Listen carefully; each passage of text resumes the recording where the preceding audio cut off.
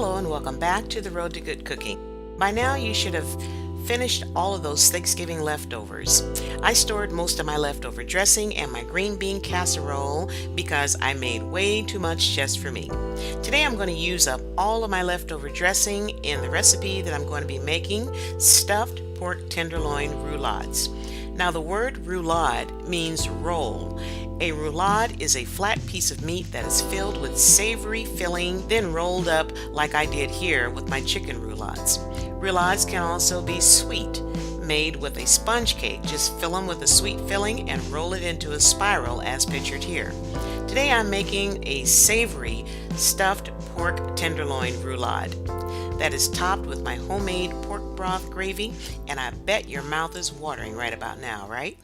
Here's my ingredients: sliced pork tenderloin, homemade pork broth, and whenever I trim pork ribs or cut the bone out of a pork roast, I always keep the trimmings and the bones and store them in the freezer until I'm ready to make pork broth. And here's my leftover cornbread stuffing made from my homemade cornbread. This cornbread was made from scratch just like my mama taught me how to make it. And it was cooked in a cast iron skillet just like she cooked it.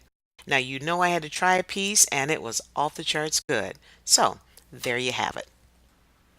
Off camera, I rinsed my pork with cold water and I patted it dry with a paper towel. I covered my cutting board with a piece of plastic wrap, and I'm going to place the pork on the plastic wrap, cover it up, and using a meat mallet, I'm going to pound it out until it's nice and thin.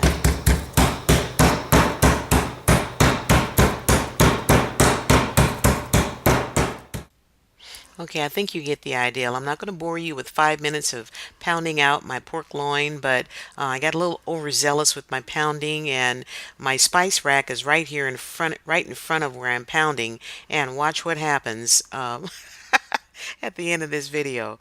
Oh my goodness, this will make a great blooper. I continued on pounding out all of my pork until everything was pounded out and nice and thin. Now it's time to make up my marinade. In this bowl, I've added a splash of olive oil and a splash of zesty Italian dressing. Now I'm going to whisk the oil and the dressing together until it's well combined. And to my oil mixture, I will be adding 1 tablespoon of Chef Politte's Insane Steak and Chop blend. This spice blend is totally insane in flavor. And look at all these big chunks of spices and herbs. I've used this blend before on tomahawk steaks and it is absolutely amazing. I will post a link to Chef Politte's YouTube channel in the description box below. Here's another one of my favorite spices, Aleppo chili pepper flakes. I ordered this online from the Spice House. I will post their website in the information description box below. I'm adding 1 tablespoon of Aleppo pepper flakes and 1 big dash of my rib rub. And I'm going to give it another quick whisk until it's well combined.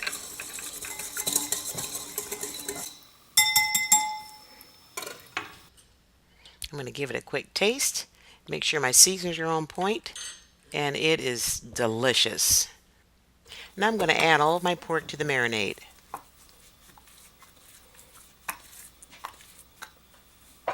And really work that marinade on each slice of meat. I'm going to make sure that everything is completely and evenly coated. I'm going to cover my meat with a piece of plastic, put it in the refrigerator, and I'm going to stop at this point and clean up my mess so I can go on to the next step. Marinate the pork for 1 hour. I'm going to use my 13-inch shallow baking pan. It's about 2.5 inches deep and all 8 roulades should fit perfectly. I liberally coated my pan with olive oil. I use my number 30 ice cream scoop to scoop out 8 uniform size balls of my stuffing. Now it's time to start stuffing my pork loin. Now I took one of the stuffing balls and I'm forming it where it fits inside the pork. I know one thing, I'm going to put something underneath my cutting board so it'll quit moving all over the place. What a pain. Just fold the ends in and tuck it in and just roll it up just like you would a burrito. Here's a better angle. And I put a towel underneath my cutting board so it's not moving all over the place. Just form a nice little log, wrap the meat around it, and roll it up tightly. After I roll it, I'm going to place it in my shallow pan, seam side down. And here's another one. I think you got the idea. I'm going to continue rolling until I get them all done.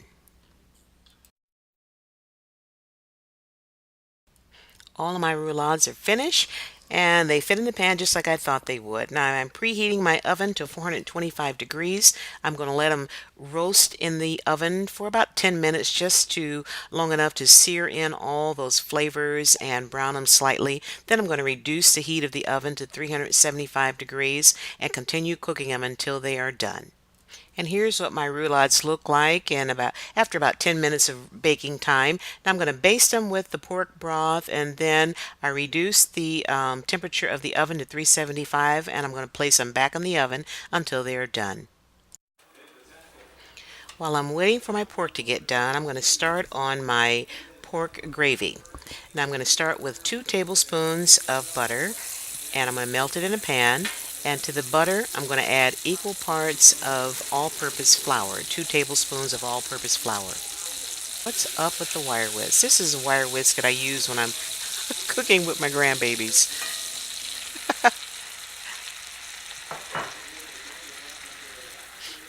Okay, so just incorporate that in, and then it's going to turn into like a paste. Oh no, this doggone baby wire whisk is driving me nuts. Pardon the noise in the background. I'm listening to the Steeler game. Okay, this has got to go. Okay, now I got Grandma Josie's wire whisk. Now I'm going to keep moving this around because I don't want to burn it. I just want it to, burn away some of that flour taste. So I'm going to keep an eye on it and just watch it. And when it starts to turn brown, then I know it's ready. It's time to add the pork broth. And it's almost at the color that I like it. Yeah, that's just about right. Now I'm going to add my pork broth. I got 2 cups here, but I don't think it's going to take the whole 2 cups. It's probably going to take about a cup and a half maybe. And just pour it in slowly and whisk it together. And I got to change hands because my new kitchen setup is different. So I'm trying to get used to it, as well as getting used to this doggone electric stove, which I absolutely hate. I haven't cooked on an electric stove in 20 years. Thank God I haven't burned anything. Okay, now I'm going to just stir in a little bit of, start off with about a cup of the pork broth and just stir it. And then I'm going to let it come up to a boil. Now, when it comes up to a boil, you'll see where it'll start to thicken up. And that will tell you, you should be able to tell how thick it is at that point when it comes up to a boil. Did that make sense? See, I'm not paying attention. I'm listening to the game. But what I was saying is that you can tell by the bubbles when it starts to thicken. And just stir it because you don't want it to scorch on the bottom. This is the best gravy in the world. Oh, I'm going to add a little bit more pork broth. I'm going to add a little kosher salt and black pepper mix. Give it another quick taste. Now, you know I had to add a little something extra to it. I'm cooking for me tonight. There's no kids, so hey. I add a little splash of Jack Daniels. Let me give another quick taste.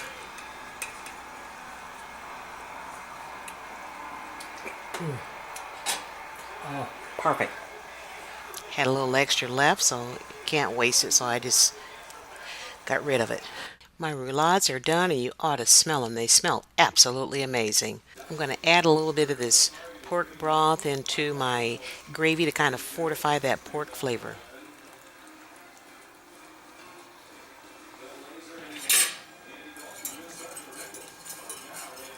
And here's my finished roulades. Too bad you don't live closer. I'd share them with you. Now it's time to eat.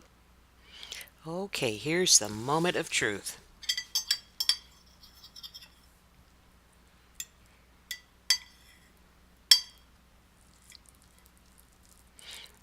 Get a little bit of everything. Some of that gravy and that dressing. Oh. Mmm. Mmm. The first thing that hits my tongue is this savory dressing and all those spices that I marinated the pork with. It's tender. It's almost fork tender. Going in for another bite here.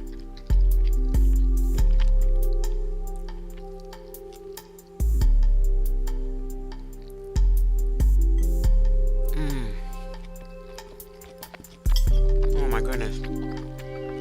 Mmm. Try some of them green beans. That green bean casserole is off the chart. Oh yeah. Mmm. It's still as good as the day that I made it.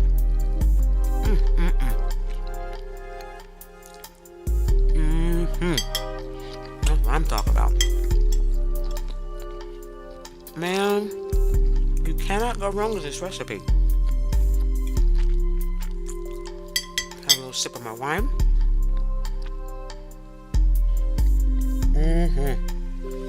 Oh yeah.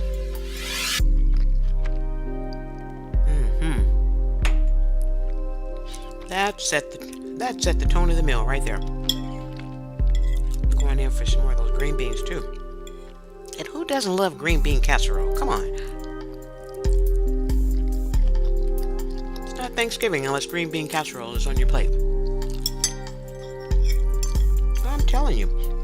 Boy, I wish you were here to not only smell the aroma in my house, but to taste this fabulous meal.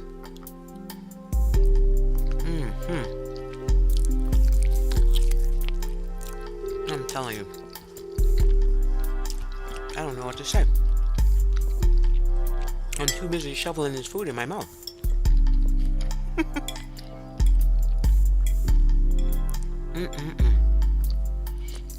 Well, you gotta give this recipe a try. It's simple, it's easy. You got Christmas coming up, so I'm sure you're gonna be making some more dressing and some green bean casserole. And what are you gonna do with all your leftover dressing? You might as well stuff it in something, right? And you gotta give Chef John Politte's steak and chop seasoning a try. And as he puts on his label, insane, it is totally insane in flavor. You will not be disappointed. He has a Bloody Mary seasoning too that is to die for good. Gotta give that a try too. Okay. My job here is just about done. Now, if you enjoyed this video, please share it with everyone you know in the universe. And leave me a comment if you like. Definitely subscribe to my channel. And don't stop cooking. And don't stop sharing. 'Tis the season for sharing. And I don't know why it is that we have to wait till the end of the year to feel like we have to share. We should be sharing every day with the ones that we love. Because no day is promised to no one. I can attest to that from personal experience. Anyway, I'm going to finish enjoying my food. Looks like I got 2 more bites here. And I'm going to make them last for sure. I'm going to savor every morsel. Oh. So what are you cooking for dinner? On Christmas or any other day? You might want to give this recipe a try. Now this is the last bite. I don't want it to end. I'm going to cut it in half and savor every morsel. A little sip there. That's some good wine. Oh wow. I think that's my favorite.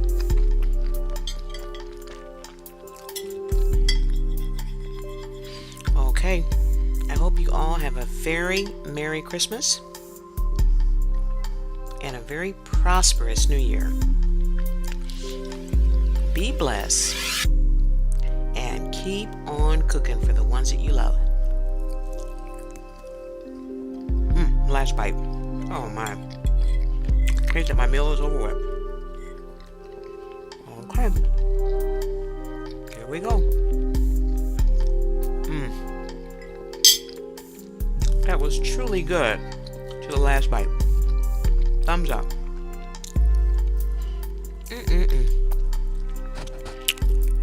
Thank you, Lord, for this meal.